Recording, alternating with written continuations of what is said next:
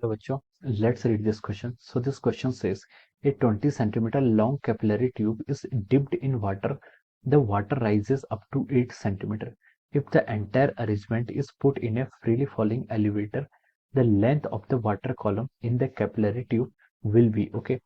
A option is 10 centimeter, B option is 8 centimeter, C option is 20 centimeter and D option is 4 centimeter, okay. तो चलिए बच्चों अब हम इस क्वेश्चन को स्टार्ट करते हैं। तो देखिए बच्चों इस क्वेश्चन का की कॉन्सेप्ट आप क्या लिख सकते हैं। The key concept of this question, इस क्वेश्चन में आपको क्या फाइंड आउट करना है। इस क्वेश्चन में आपको फाइंड आउट करना है कि अगर इस पूरे अरेंजमेंट को हम किसी फ्रीली फॉलिंग एलिवेटर में रखते हैं तो length of the water column हमें यहाँ पर कैलकुलेट करना है इन the capillary tube will B, okay. तो देखिए बच्चों इस क्वेश्चन का की कॉन्सेप्ट आप क्या लिख लीजिए, कैपिलरी ट्यूब लिख लीजिए, क्या लिख लीजिए, कैपिलरी ट्यूब लिख लीजिए, ओके। कैपिलरी ट्यूब लिख सकते हैं या फिर आप सरफेस टेंशन भी लिख सकते हैं, ओके। सरफेस टेंशन का फिनोमेना यहाँ पर एक्ट करेगा, ओके। तो देखिए बच्चों इस क्वेश्चन में क्या बोले, कैपिलरी ट्यूब होती क्या पहले। कैपिलरी ट्यूब आपकी एक सिलेंड्रिकल थिन क्या होती है, वेजल होती है। क्या होती है आपकी सिलेंड्रिकल थिन, एक सिलेंड्रिकल वेजल होता है which in general is made from the glass, जो इसको हम इन जनरल किससे बना होता है, आपका ग्लास से बना होता है, ओके। ये क्या होता है, इस both the end are open, इसके दोनों एंड्स क्या होते हैं, ओके, ओपन होते हैं, ओके।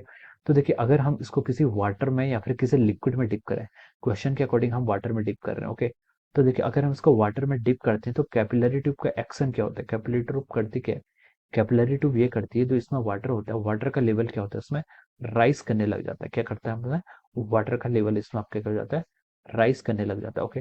अगर इसमें आपका वाटर का लेवल देखिए राइज करा, हमने इसको वाटर में डिप किया है तो इसमें वाटर का लेवल देखिए ये इस तरीके से क्या हो जाता है आपका राइज करने लग जाता है, ओके।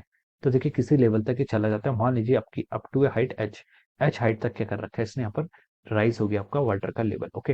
तो ये किसके कारण राइज हुआ है, this is because of the surface tension, surface tension के ये और राइज होता है, लेकिन क्यों नहीं हुआ, देखिए जैसे जैसे यहाँ पर क्या होता है, देखिए यहाँ पर आपके फोर्स लगते हैं, this is the force of surface tension. ये क्या आपका सरफेस टेंशन कैसे फोर्स लगता है, जिसका मैग्नीट्यूड क्या होता है आपका एफ डी एल के इक्वल होता है। ये एंगल आपका क्या होता है, ये आपका देखिए मेनिस्कस, ये एंगल आपका थीटा डिग्री का एंगल होता है, this angle is our theta degree angle, okay. ये आपका थीटा डिग्री का एंगल है तो हम बोल सकते हैं ये एंगल भी थीटा होगा, ये एंगल भी अल्टरनेट एंगल के प्रॉपर्टी से थीटा हो जाएगा।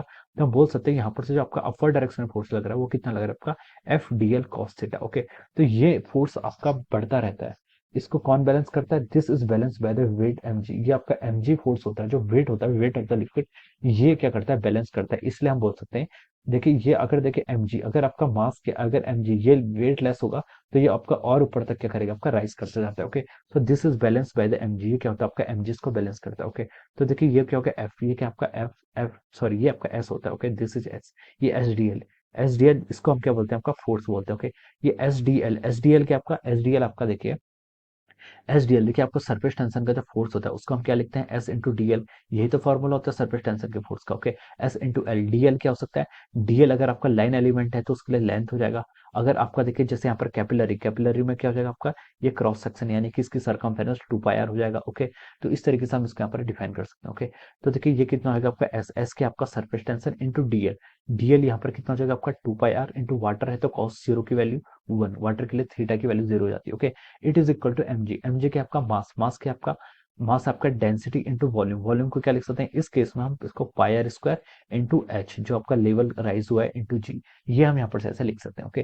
तो देखिए बच्चों यहाँ पर आपका एस कांस्टेंट है, ओके, 2 पाई आर ये टर्म पूरी कांस्टेंट होगी, डेंसिटी कांस्टेंट होगी, पाई आर स्क्वायर कांस्टेंट होगा, ओके।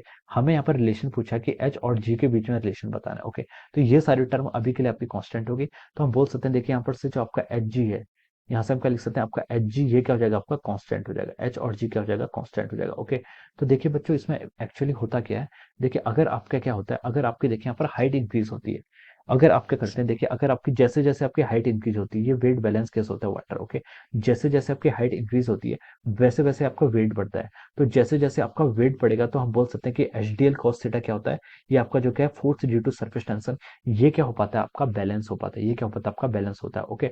अगर आप यहाँ से क्या करेंगे हाइट इंक्रीज करेंगे, अगर आप क्या करेंगे देखिए अगर देखिए ये ऊपर बढ़ता रहेगा, अगर वाटर ऊपर आता रहेगा, वाटर देखिए ऊपर क्यों आएगा, पहले वाटर ऊपर क्यों आएगा, सरफेस टेंशन के फोर्स की वजह से, सरफेस टेंशन के फोर्स का अगर आपका ये टर्म बढ़ता जाएगा तो देखिए आपकी ये टर्म बढ़ेगा, ये आपका देखिए सरफेस टेंशन का फोर्स बढ़ेगा, तो उसके कारण क्या होगा, वाटर ऊपर आएगा, वाटर ऊपर आएगा तो उसकी हाइट बढ़ेगी, हाइट ऊपर बढ़ेगी तो हम बोल सकते हैं आपका वेट जो होता है उसका mg, ये क्या होता है, उसका बैलेंस होता है। ओके, तो देखिए बच्चों अगर h g equal to constant हो जाता है, ओके, तो क्वेश्चन में हमसे बोला है कि अगर इस अरेंजमेंट को हम क्या ले जाएं, किसी फ्रीली फॉलिंग एलिवेटर में लेके जाते हैं। ओके, तो हमें बताना है कि देखिए फ्रीली फॉलिंग एलिवेटर में लेके आते हैं तो length of the water column in the capillary tube पर क्या होगा। ओके, अगर आपका देखिए फ्री फॉल होता है तो देखिए फ्री फॉल के केस में क्या होता है, आपका एक्सेलरेशन ड्यू टू ग्रेविटी, ये जो आपका एक्सेलरेशन की वैल्यू हो जाती है, ये क्या हो जाती है, इट विल, ये आपकी क्या हो जाती है, लेस हो जाती है, ये क्या हो जाती है, आपका फ्री फॉल के केस में एक्सेलरेशन तो आपका जीरो हो जाएगा। ओके, तो इस केस में हम बोल सकते हैं जो उसकी हाइट होगी, ये प्रोडक्ट कांस्टेंट, तो हाइट आपकी इंक्रीज करनी चाहिए,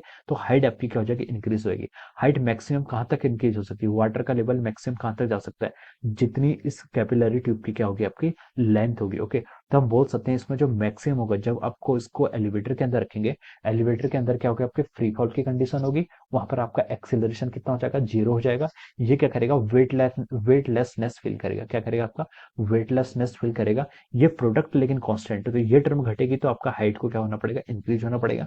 और वाटर की जो मैक्सिमम हाइट है वो कहाँ तक जा सकता है, it is go up to the height of the up to the length of the capillary tube. Okay, और length of the capillary tube कितनी, आपकी 20 सेंटीमीटर। ओके, तो हम बोल सकते हैं यहाँ पर आपसे क्वेश्चन पूछा था कि the length of the water column in the capillary tube will be, so it will be equal to the 20 centimetre which will be the length of the capillary tube. Okay, तो देखिए ये आपका किससे match कर जाएगा, आपका option C से क्या कर जाएगा, मैच कर जाएगा। Okay, so we can say that option c will be the correct answer of this question. Okay, या फिर हम लिख सकते हैं जो आपकी एच की मैक्सिमम वैल्यू होगी, maximum value of height that will be equal to our 20 centimetre which is equal to the length of the capillary tube. ये आपकी कैपिलरी ट्यूब की क्या हो जाएगी, लेंथ के इक्वल हो जाएगा। Okay, so this will be the answer of this question, ये आपका इस क्वेश्चन का आपका आंसर हो जाएगा। Okay, option c will be the right answer of this question. So I hope you all understood this concept. All the best and thank you so much.